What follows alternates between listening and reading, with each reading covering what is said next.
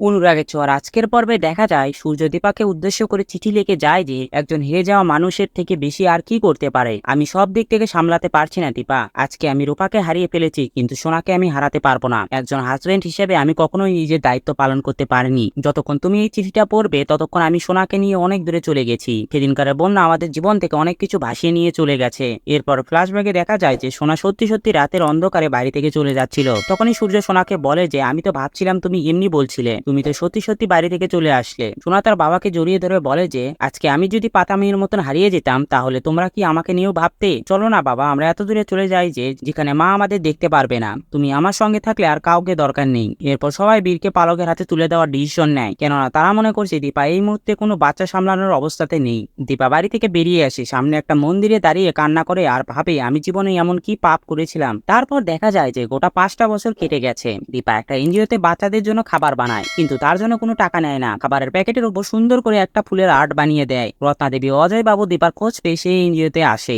একটি মেয়ে সোশ্যাল মিডিয়াতে ভিডিও বানায়। সে বলে উনি কারোর সঙ্গে দেখা করতে চায় না, তবে ওনার জন্য একটা অ্যাপয়েন্টমেন্ট লেটার আছে, দেখুন যদি রাজি করাতে পারেন। এরপর দীপার কাছে রত্না দেবী গেলে দীপা বলে যে আমার বেঁচে থাকার আর কোনো কারণ নেই, কিন্তু রত্না দেবী দীপাকে বোঝায় যে এবার তো নিজের জন্য বাঁচতে হবে। তো বন্ধুরা, ভিডিওটি কেমন লাগলো কমেন্ট করে জানাও। কি হতে চলছে আগামী দিনে তা জানতে আমাদের চ্যানেলটি সাবস্ক্রাইব করে আমাদের পাশে থাকুন।